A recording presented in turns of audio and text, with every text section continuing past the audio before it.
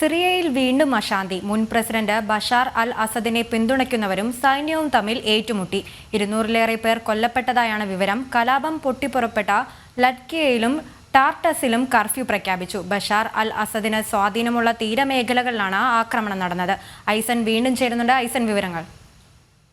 കൃഷ്ണപ്രിയ, നമുക്കറിയാവുന്നതാണ് Bashar al അസദിനെ പുറത്താക്കിയതിന് ശേഷം അവിടെ ബഷാർ അൽ അസദിൻ്റെ അനുകൂലികളും അതുപോലെ തന്നെ വ്യവസ്ഥാപിത സംവിധാനത്തിൻ്റെ ഇപ്പോൾ നിലവിൽ വ്യവസ്ഥാപിതമെന്ന് ലോകം അംഗീകരിച്ചിരിക്കുന്ന ആ ഒരു സർക്കാരിൻ്റെ സംവിധാനങ്ങളുടെ സൈന്യവും തമ്മിലുള്ള ഏറ്റുമുട്ടൽ തുടർക്കഥയായിരുന്നു. ഇപ്പോൾ ഈ അടുത്ത സമയങ്ങളിൽ സിറിയയുടെ തീരപ്രദേശങ്ങളിലെല്ലാം ഈ ബഷാർ അൽ അസദിൻ്റെ സ്വാധീന മേഖലകളാണ്. ആ സ്വാധീന മേഖലകളിൽ വീണ്ടും വലിയൊരു കലാപം പൊട്ടിപ്പുറപ്പെടുന്നൊരു സാഹചര്യം ഉണ്ടായി എന്നാണ് മനസ്സിലാക്കാൻ സാധിക്കുന്നത്. നമുക്കറിയാവുന്നതാണ്, പല കുറ്റവാളികളെ തൂക്കിലേറ്റ് സംബന്ധിച്ചുള്ള ചില വിഷയങ്ങളെല്ലാം തന്നെ നിലനിൽക്കുന്ന ഒരു പശ്ചാത്തലത്തിലാണ് വലിയൊരു കലാപത്തിലേക്ക് കാര്യങ്ങൾ പോകുന്ന ഒരവസ്ഥയുണ്ടായത്. ഇത്തരത്തിൽ കലാപമുണ്ടായി ഇന്ന് 2 ദിവസങ്ങളായി ഈ സംഘർഷം നിലനിൽക്കുന്ന ഒരു സാഹചര്യത്തിൽ ബ്രിട്ടൻ ആസ്ഥാനമായ ചില മനുഷ്യാവകാശ സംഘടനകൾ നൽകുന്ന വിവരങ്ങൾ മാത്രമാണ് പുറത്തു വരുന്നത്.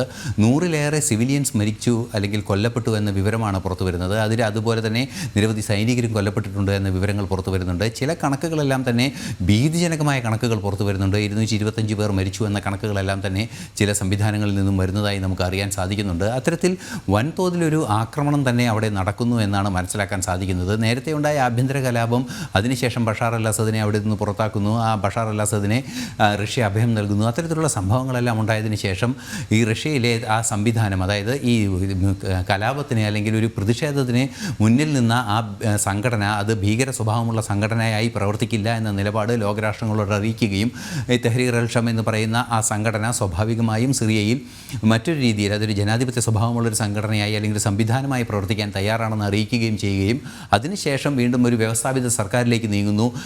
നിരവധി രാജ്യങ്ങൾ, അതായത് ബ്രിട്ടൻ ഉൾപ്പെടെയുള്ള അമേരിക്ക ഉൾപ്പെടെയുള്ള രാജ്യങ്ങൾ ആ സർക്കാരിനെ നയതന്ത്ര ബന്ധം തുടരുന്നതിന് വേണ്ടിയുള്ള സർക്കാരായി അംഗീകരിക്കാമെന്ന നിലപാടിലേക്ക് കൂടി പോയിക്കൊണ്ടിരിക്കുന്ന ഒരു സാഹചര്യത്തിലാണ് ഈ കലാപം ഉണ്ടായിരിക്കുന്നത്. വലിയ തോതിൽ ആൾനാശവും അതുപോലെ തന്നെ കെട്ടിടങ്ങളെല്ലാം തന്നെ തകരുന്ന പ്രശ്നങ്ങളും അത്തരത്തിൽ വലിയ തോതിലുള്ള പ്രശ്നങ്ങൾ ഉണ്ടായിട്ടുണ്ട് എന്ന വിവരങ്ങളാണ് പുറത്തു വരുന്നത്.